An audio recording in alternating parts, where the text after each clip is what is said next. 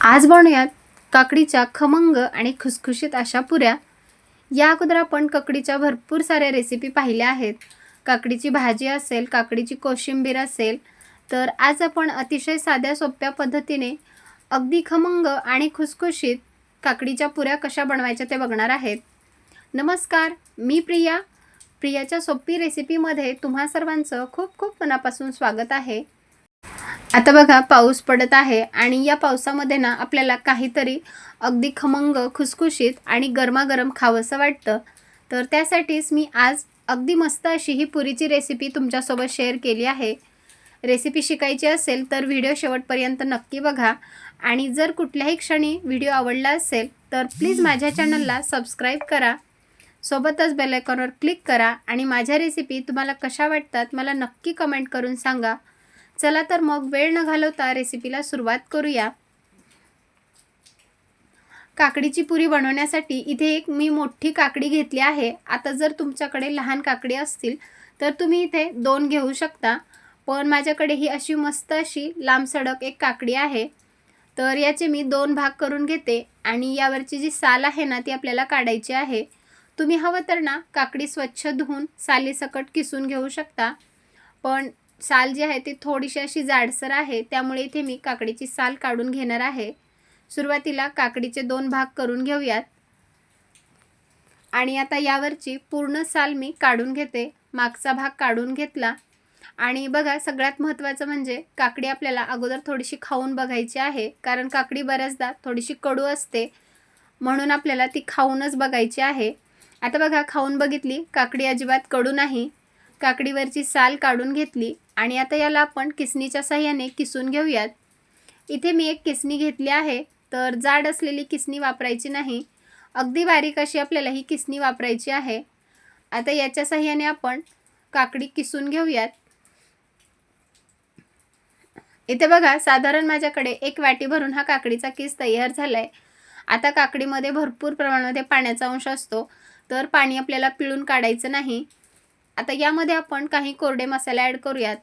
सुरुवातीला चवीपुरतं मीठ टाकून घ्यायचं, सोबतच अर्धा चमचा हळद पावडर टाकून घ्यायची आहे। 1 ते 1.5 चमचा कांदा लसूण मसाला वापरणार आहेत। तर मसाला पुरी बनवत आहे, त्यामुळे इथे मी कांदा लसूण मसाला वापरलाय। सोबतच 1 चमचा बेडगी मिरचीचं लाल तिखट वापरलंय। 1 चमचा ओवा टाकून घ्यायचा। आता तुमच्या मसाला डब्यामध्ये जे मसाले अवेलेबल आहेत ना ते टाकू शकता। सोबतच 1 चमचा जिरेपूड टाकली आणि 1 चमचा आपण इथे तेल वापरणार आहोत। आता यामध्ये आपण गव्हाचं पीठ ॲड करूयात। तर इथे बघा, मी साधारण 2 वाटी गव्हाचं पीठ घेतलं आहे।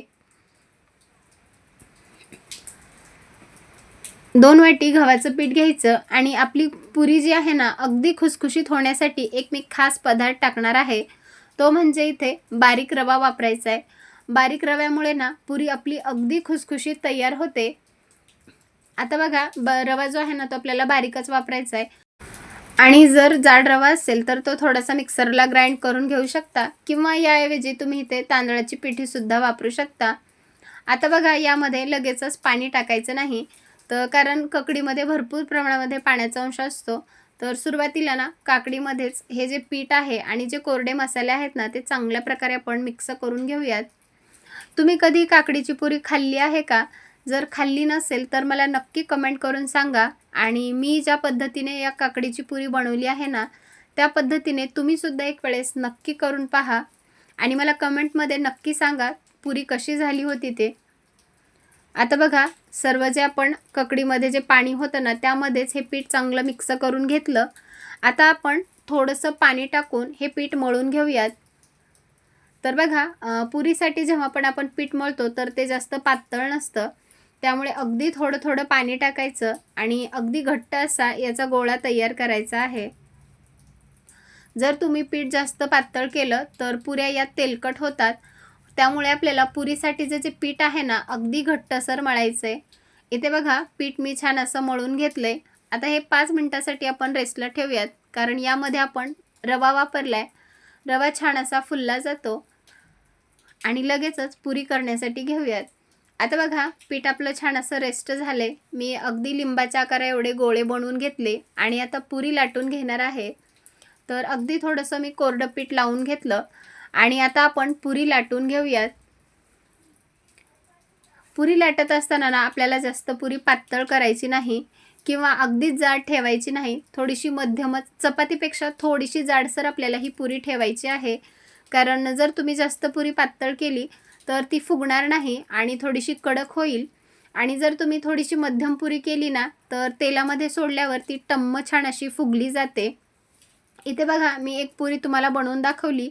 अशाच प्रकारे बाकीच्या पुऱ्या बनवून घेऊयात आणि लगेचच तळण्यासाठी घेऊयात. तळण्यासाठी मी गॅसवरती तेल गरम करण्यासाठी ठेवले. तेल आता चांगलं गरम झाले. थोडंसं पीठ टाकून पाहिलं तर ते पटकन वर आले. आता लगेचच ही पुरी तळून घेऊयात. तर सुरुवातीला तेल चांगलं तापलेलं आहे.